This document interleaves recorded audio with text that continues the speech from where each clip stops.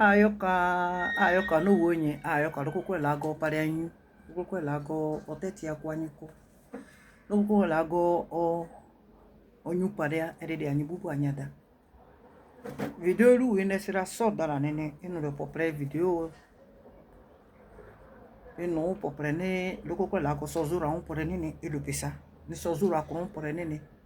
se kasi dupira ayoka ewure popre YouTube ko Facebook ko plutôt be ewure popre anongo gudu yokoyo parce que odida nene gudu didamo donc ini o popre yokune odope aloko wore odope gba aloko ya nene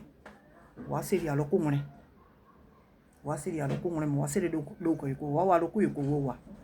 waka aloko yoko yo wa moka doko wa moka nini ne ngazini wa ware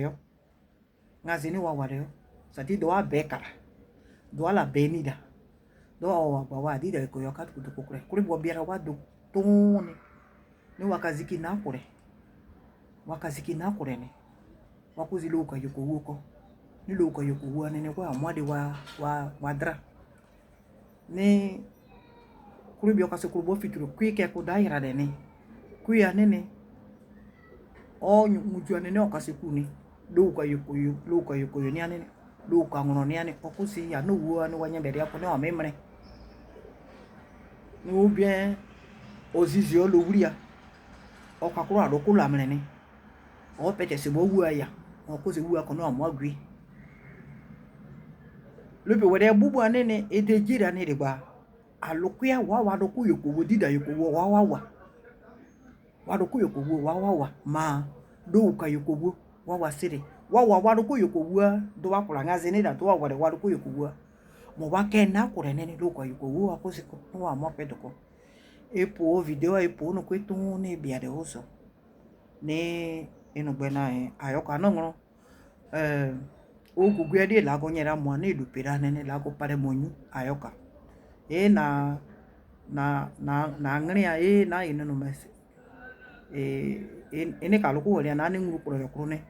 yi François mélanger voilà mais parce que moi on est vraiment expert de cas dit de peccato c'est le pays dit ça bon France ou écrit brugbe ya bon nous vraiment mes félicitations en tout cas vraiment alors que le rien de pegwana wako lago pare monyu anongro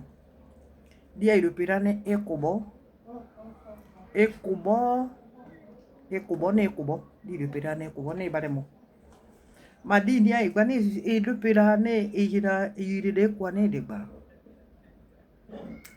a kala go wori ne mema kabo wure ne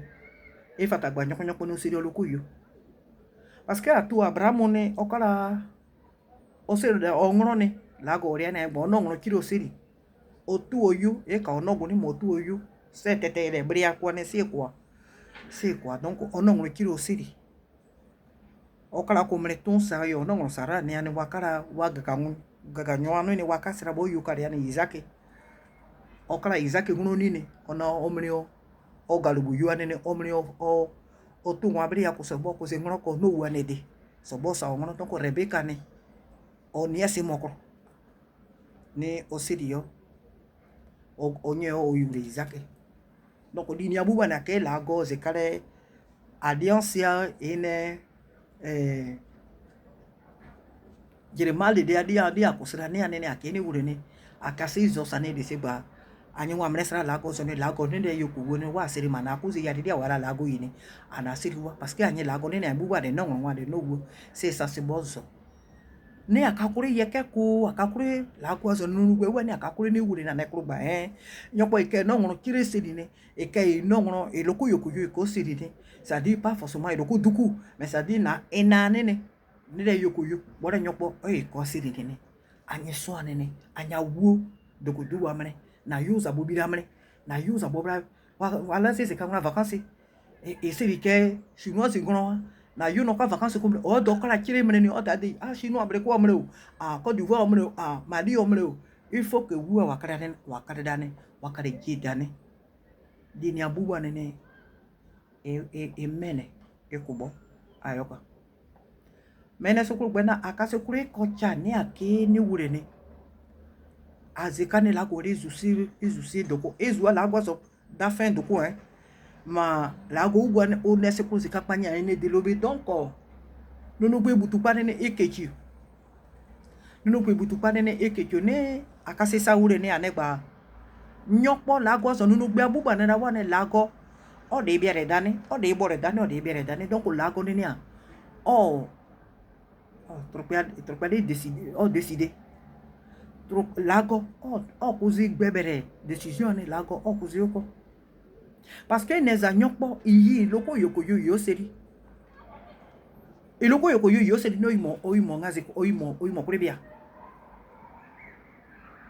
i aloko nyebria wa se kenene iyi loko le yoko même loko duku techire yoko yo seri no imo prebia ni amua aloko yoko wane na kwabia wakure aloko dida yoko wabia wakure oya mo bere angazini no amo kotokoton o amo kariwo o amo kosrene oya mo mere duku o amo mere paruzo ne lagozo buana wa isa gbongromo aloko yoko yomoka makuri ya to bia ronene o sere diore noko aloko yoko buane aloko ya butu wa sere krowa no wabia wakure ni amo sore lo ko yoko buane lo ko yoko buane wa wure wana krowa se wa digari kadene aloko ngure butupa aloko nyebria wa sere wana dama zo ko siri ona inani no eku inani itu eku inani no wo eku inani dana inani dana nyoko rubi inani no no pa loko yoku butupa amo ko no aka gbenyin wa ka bore no wa nunu gbe amo wa nunu gbe e gba ni aloko nyebri wa siri wa parce que eza mo seri aya anodi osanwo gonida aya tori osanwo goni anowo e ka mo yoku tru aloko dida yoko butupa amo ko no aka kare gu o abore donc wa bore ni seke i derengene kenyene azene gbo waka kare gu donc aloko yoko butu gbo wa kosa nyokpo si aloko yoko yo parce wa kanu ba en e fatagba ah oui c'est la cause umbrena e fatagba nyokpo si aloko yoko yo na pour ne pas que wu anene wate drone wate la cause drone parce que yana ngujo ya moka da kone na ngujo ya moka da kone nyakpa jereni akaboko ne aloko wali akere pe nyokpo gbo onu anyangunu na nyoko rugbe onu anyangu nyoko gbe sa igba uri alope na nyoko nuwe ne anyawu ne achakuru wa roko wore ne anyawu ne waka yale de no wa isagba jitri awore buake awore ano atu dodo awore la goso zowena no awore ne se nania e fata gbe se ku ana manyiti fikira nyanu no gbe la go wore amene asai dako anyanu no gbe dugba amene la go wore asai dako na donc ene vidéo no ene wa gba que c'est pas parce que nyoko si loko yokoyo donc on jakane c'est pas parce que nyoko si loko yokoyo donc popo ene amwa aloko yokowu aloko yi aloko e burugbe e dopeka aloko aseri aloko abutupa wa seri wa aloko yokowo dini ai wa ba wa ma anowu ba oh ina ne ka si gade dale yokoyo ina ne gofa yokoyo ka si ne zoko yokoyo ka seri ina ne ka chinoise ngoro ka seri ubi trope ngoro ina ne ka seri aloko ngoro ifo ke seri ona se na wo ba ka aloko re digari wa kibere aloko re digari na wo wa kibere na wo wate lagwazo wate bobina wako aloko wato wa dodo wako de ibere na waka dako na ma nongro wa butupa wa kapaka nono gbia egbani sino ko butupa wa sada ngore akotoko na me ngore abia wa kure aloko ngore wa bia wa kure ni wa kure ni aloko ngore butupa ano wa serika wa wakaku ona eza molokofa ba akura abija akakuo tupeduku akoda ka kwa imo bozizi eza molokofa ne ka kuro loko ane e ka kuro bofa nia na woze bo jamais baza bo suru neza parce que na ntu ado kwa kuro dokuno to wa bo wa o to wa no o to no wo wa bo wa o to wa bo wa donc na wo wa za bo mane butukpa nesa elo ka yoko wa burugbe wa no sa amo kuno ya do ka yoko doku do ka yoko yamo ni ogure okure parce que ene ni nyoko seri ngujo e ka ngujo seri ngujo ka ngono seri c'est pour que aka popo e kalina popo ni parce que bible na gba popo enye ni dio seri oni na ngono ni popo nyeni dio nida ngono kameka yoko yoa onida ngono dio ala da ngono da nyokpo dio nida ngono ni popo nyeni yo kura gba nyeni yo jeno nyeni yo. Celui qui a trouvé une femme a trouvé le bonheur. Onida ngono ni oni jeno c'est la golopena. Donc lo ka yoko wu a moi ko ni aloke a seriwa no wa moi ko popo edoko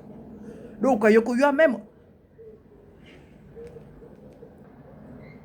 a moi si lo ka yoko wu ne on même muju agba eno eto wure wa kure eno wo wure wa kure aka eno eto yoku ni kam ako vacances ko il faut ka amene loko aka eno eto yoku il faut que eno eto wa ida ne waka na dekura wa famo sukuru ne wa said les écrans ne eno eto wa no wa zo sa eno wo wa bube na la ko ne ko se donc il faut que wure no wo kure damaza même kra de même o muju no wuro no eto wure wa kure o no wo wure wa kure ko fa wa sukuru no wure wa kure do ko yoko wo butu ko dia wa de da ngone ni me ka yoko wo ma wade de la kiri de ngone ni parce que ngono wala la ngono dani sukuru mo ede ngono ne seri muju e munu de seri du mo ma nono gbe ni mo donc ngone wade awon do ngone da ni wa bade ngono ye ke no bade ngono pore no bade da ene e ngono dio de da do ko ngono yo mo no dona de mo no me mo na de mo trope ngono nyoka kiri ngono de da o yi ngono de gadidi et ngono de ngono kadani oyi bible de proverbe 23 de ngono de gadini okaye e yo o le pe wadeni mo nunu gbeni bo ngono de dia be kure ngono de parce que o de aloko ngono de parce que o de pe adoko de ena ngono de ngono parce que o nunu gbedi on de danenia e de ngono nunu gbedi o kara kadeni omele paruzo mo de ngono de la gono de sono do bon ko ba soko donc ngone butukpa no wu aseriwa anobru nwa wa seri do ka yoko wu ni wa nunu bia ena ne ni si aloko yoko wu nunu be ko wa nunu be ena ne ni si aloko yoko wu nunu be ko anowo butukpa ko no wa do abora ne et depuis peut-être déjà do boro popo ne no seri aloko yoko yo makuri ate obia doni nunu gbenyi ate ono do yokuni après on me ne ota do nyino ko zido ona tellement que obia okuri ona peut-être dit da ko wa so ako donc imne ni gade yoko yoko ko yi gade yoko yo ko zira kwa luko yoko yo ko zira kwa popo ate onye doni ne popo ate onye da otu nwane ona masasa ko abone kuri bo bia ngo donc nunu wadi abuba lago zo akoro bonia eka kuri ne ka goko eka kure egbe kuna douano ulu wa neda daki ya so nene wali épée à double tranchant nunu wadi abubu la go so ba kura de nunu wadi abubu nenia eka goko ne ka kure ko eka bona eka bo nunu gbenyenyi ne ka bon des fois nunu gbenyenyi donc c'est pas parce que nyoko sérieux odoko yoko yo donc popo eni aloko yoko go butukpa waka kunania aloko yoko go butukpa waka nania wanane da wazuane wadeda bo kire ngone dama ze yadu butukpa na wana dida yoko go wa imuji serisa parce que anye de nature a de serene de ngone anye dida yoko go dida ngone a de serene de ngone a isre na krasa a isre ni de nunu gba yi de la qualité ne je peux pas et ça no ba aka ah oui aka a imuji serisa et ça no ba mais butukpa kwa nyine de no wade ji J, à moi de J, à moi de Gowo, à moi de Tra.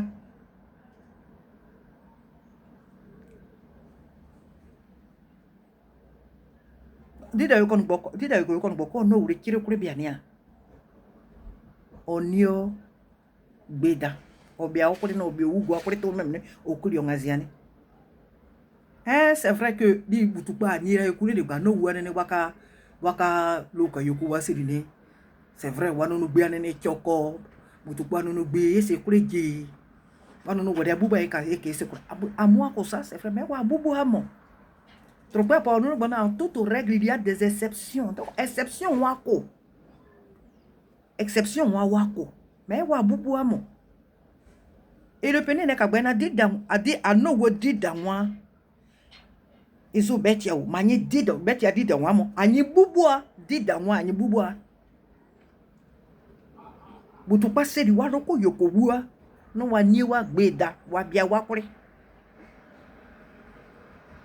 ne ngona ya mo buru duburu ko da kire ya parce que o yina famille ni yo famille da kire da mo wa na wore wore ya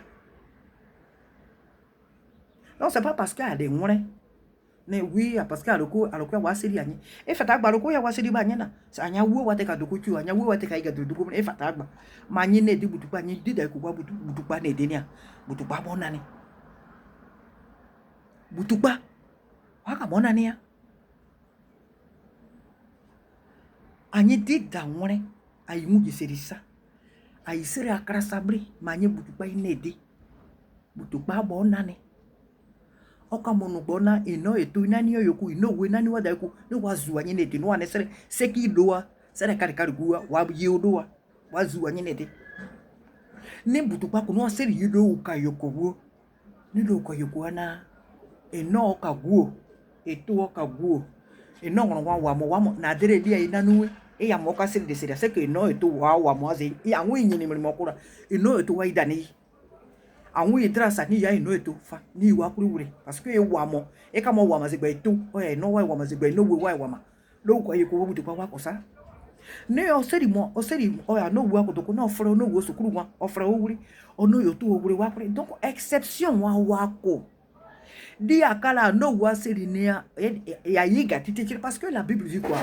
la charité bien ordonnée commence par soi-même et quand on a ça aka vidéo wano c'est des vidéos wani aka wano ne anyi dida eko wa lopi ayi gatiti kire asoruayi ayi ngwa de la ngore asoruayi parce que la Bible dit quoi la femme sage bâtit sa maison et l'insensé la renverse de ses propres mains pour dire que ngoro on no gbe buba we kokore ina ne anu wa ogura yoku no sere do ka yoku se ka anane na isa gba butukpa isa kwa butukwa ya muji akuri bo bia watone wa bebrebe no wa makro wa nogwa wa makro wa ntoto wa no wa gatono wa tare wanye butukwa ekuna ebo eko ezu tukwa na sa no ngona do pera nene butukwa no sana no wo butukwa no sana ngona akuri bo bia wa tono wa di dadra no wa no ko ziga de ko no tare wanye isa gbadare no gbenyenye kokoro c'est le pebe de dane no gbena on va essayer de peut-être que dans bana le pe wadi abubwa na ekete nyura ne kai de nanera le pe wadi abubwa e kai koko ne kai guku bibro kanu ba ngoro osra nia c'est que tout dépend quelquefois anya no no bi anya ngore anya no donc aika kuna saka na ka video ngwane a aloko le pe wadi ania a le pe nia avant kaka no wa cuisine nia anya ngore abubura ne nia awure anya no gbe asa nbu anya nyere di azure zure di ni gbanye dida yoko wu ania c'est pas parce que no wure o de dida yoko o de dida yo ni yoroko ni yoto wania ase ko pete ase aye ko na mo na se wura ni kosa e kosa ko rupiru be kosa no mujon ona ne no na sabuba se na numro o sa hu gba ya mo so ya nya bo ayo no ne ka kon sa yoku awure yoku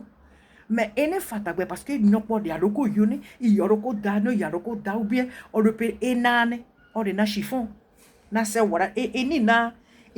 betedi e kala kopede eni na chiffon ru kala kopete na se wara ne ko sa ko le pe o to wa ka wa nenefa o no we ko nene anya famille de bongaze anya famille de bosa ahun ya mo se ya no e to wa ne bosa no eso wa ya no kadi da ngwa ka wazo sare e kadi da ngwane sare ka mu juse ni na mo ko nenefa e ko to ngwane nefa na e dida we ko utu pa nesa no ko mu dia na ka ko beza sare ngoro izo seri e fata gbe seri nyola na aloko de ola aloko de nyola to ngwa de ya ne o ka on nenefa ni o i ka men gugu parce qu'on a aloko de on a to ngwa yi donc o ka le pino o i pepeda o i gugu ma dio ina zera izamle se ko seri donc a ino ngwani azore zure dini gba ndide ko wani anya nyua anya duvia azwe nyune ale ngura dia la gonu dani akade da nguru kadi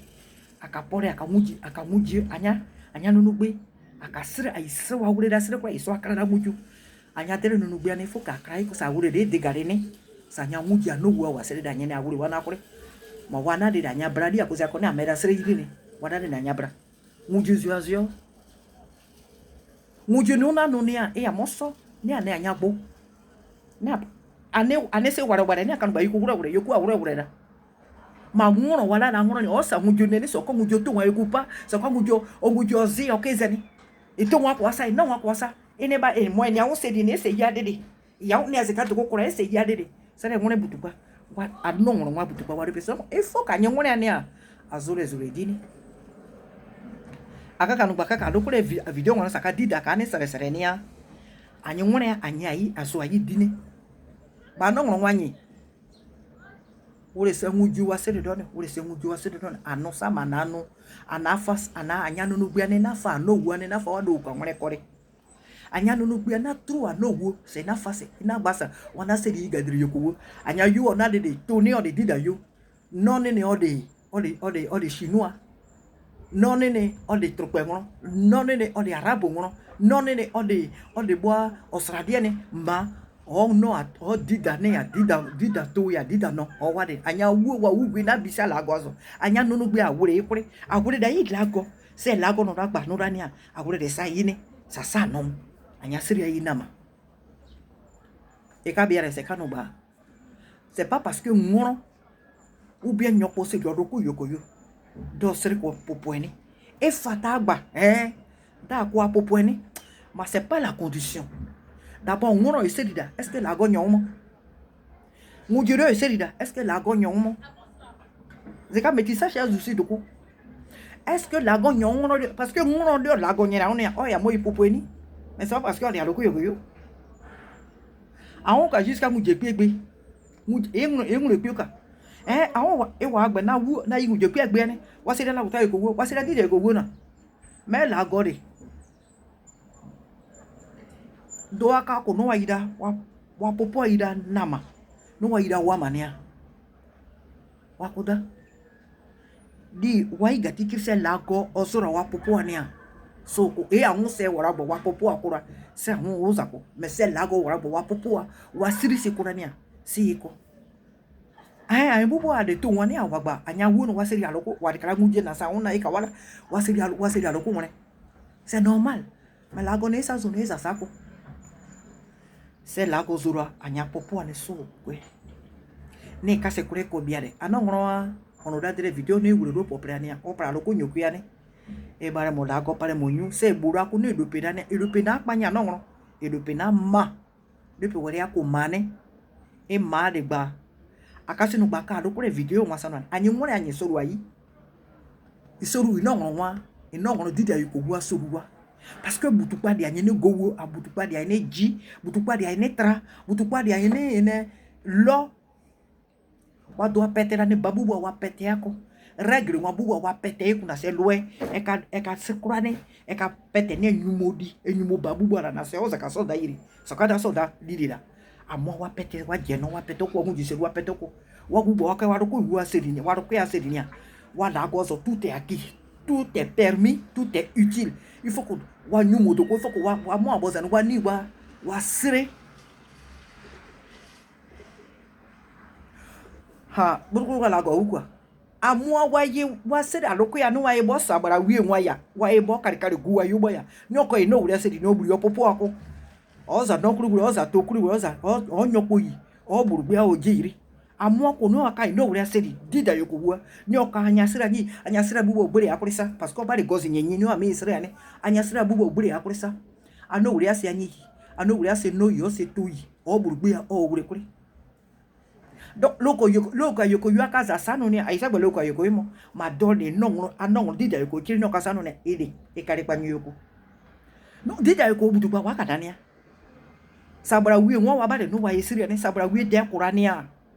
zeri da ko no gbenyi buruburu ko da titi pa ko da no nyoko sanu ba dida yoko kata ko ni okaza no bura goze no ne ayin buruburu ni wa kwa kari guseri munje wa sabra wi wa meseri munje parce que sabra wi de kurania titi pa ko da no gbenyi ko da sabra wi ni a e ke ka ne nguju amo buruburu amo wure sikiri ne sire a igbere ya presa wu atiti wa akara wa popo igbere wo kurisa donc video wa akawa no aloko dida wari anene a asuru ai ga tikira anya no gbe awure e ano wo mujia wa na jesa na ene ne wa seri anyi no wa seri we gede esa no mozia no wa seri anya esa ne aloku ya wa seri anyi no yiro ko yuko esa ne nyokpo o seri owura yoku no amri gede seri no mo no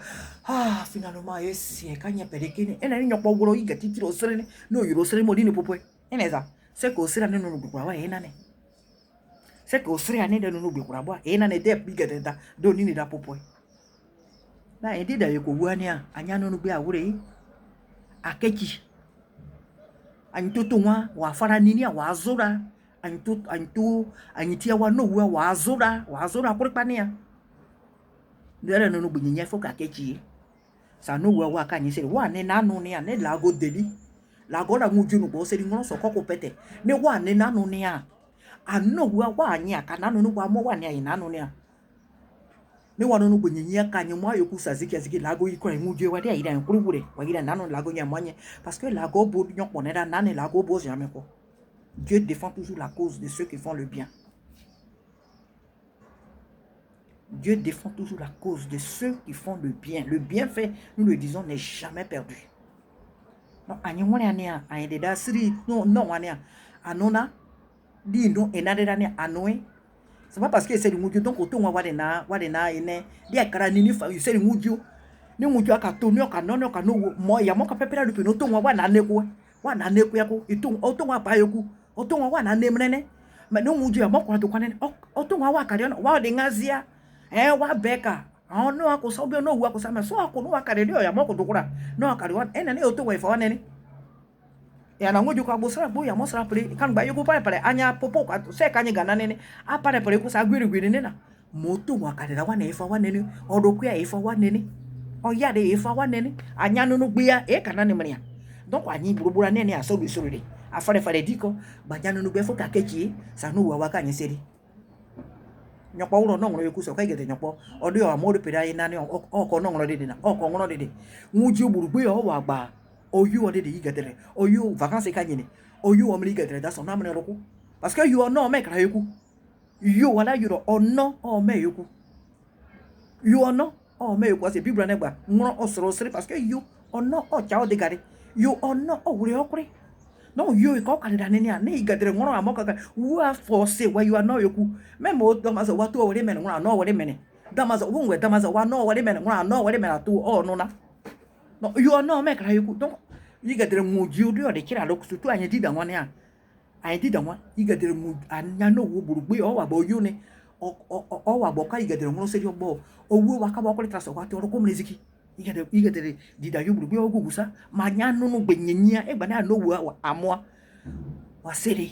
you get the ko wo ne ajoko anya bubu ajoko anya no gbenyenya awuru ni sa no wa ka nyi seri e kana ino gura no ni on ni mo nanu ni o ka no gbenyenya o ka lago imo kokuri wure parce que mo eno na mo no nyenye ku to lago imo kuri wure no mujo ya mo ka bo ni ko na kuri wure ni o ka mo ziki nyita ni o ka gede no seri ni na mo nyo ta de na nyi na gu gba eti osi na popo ti no lago imo kuri wure e kana popo lago kuri tra lago imo me mo na ka no wu oguru no na pari mo wu aduko no na mo na mre mri gade ko yuzania parce que mo ino de kaniane mo ino de ine tropa de droiture parce que non no mo no mo aboreku lago imo kuri wure me mo ne ka na anu ne ko mo nyeta ni o ka mreda o ipopo eni ne na kuri bia yu koko ne ko donc lago wure anyi kuri afare diko sa de kire de ngura de lago no kwa di da ngura de ngunu nane ade ngura de ira sere kuru wesa e mu je serisa manya no gbe ya me ayen butupa ne de ngure ano ngoro wa no gbe nane amo abade kapaka papa no amayi wa hu asiria ne no agbirike wa asiria okuno no gbenyenya atare yin sa no wu ane no wa kokran yoku ko no wa ka popo kare ka ngono seri bu ya ne duku ay ko drop me popo ay fo ke kwa ni ne de donc wa na pate pi ano wa na pate pi wa no na no asere diga mamo mo no ngora dide ese mo ine mo no ngora dide ko ese ne e kene woro e bare mo no ngora video anu dane a unane ma il faut ka le prepare afare di ko anyo dida ngora ayen burubura ne a afare di anya no bi achoko Et qui peut faire phrase nous de paix. Et qui résume phrase sonner. Je viens de dire, j'ai parlé de ma langue d'Ida, c'est une langue de la Côte d'Ivoire, du sud-ouest de la Côte d'Ivoire. Alors le sujet que je viens d'aborder concerne le mariage entre ethnies, entre peuples. J'ai regardé tout à l'heure une vidéo que une sœur de chez moi a faite en disant que nos frères n'épousent pas les femmes de chez nous, n'épousent pas les femmes d'Ida, les filles d'Ida, mais ils épousent les étrangers. Alors pour tout résumer, j'ai dit tout simplement que tout dépend aussi du caractère des filles d'Ida. Tout dépend. Mais il y a en toute règle, d'ailleurs, il y a des exceptions.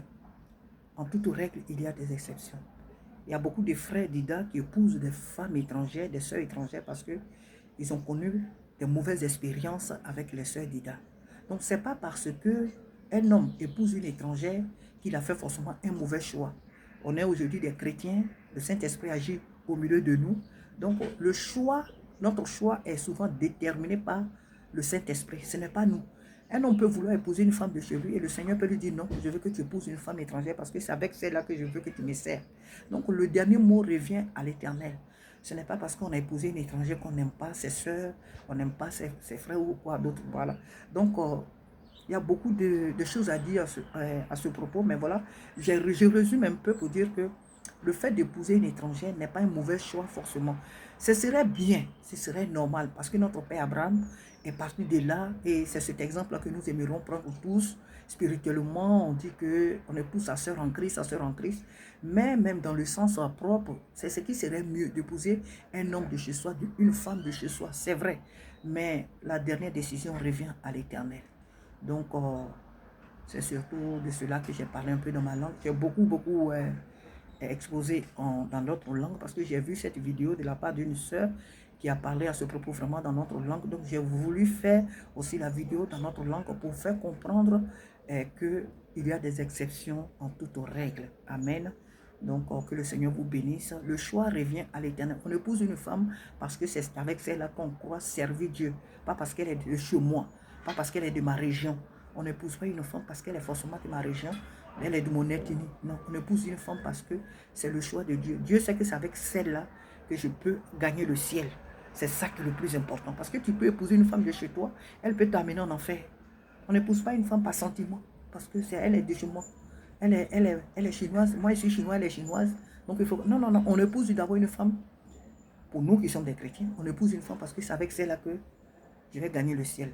Parce que c'est avec celle que je vais servir Dieu. Maintenant, pour ceux qui ne connaissent pas Dieu, ils ont leur façon de faire les choses. Donc, je ne serai pas à leur place. Dans ce qui nous concerne en tant que peuple de Dieu, on épouse une femme parce que c'est avec elle que je vais servir Dieu dans la paix. Quels que soient nos indifférents, quelles que soient nos batailles, c'est avec elle que je vais gagner le ciel. Voilà, on n'épouse pas une femme à cause de son corps seulement, à cause de sa beauté, à cause de ce qu'elle est de chez nous. C'est avec elle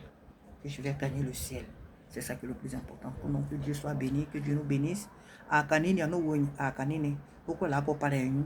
Aya obasa anune nune obasa nyin dida mone anya no bi awure kure sa no wonu aka yin sedine waka popo ni. Kuraba anyin ko ko aloko ko lago. Ekose a kanini.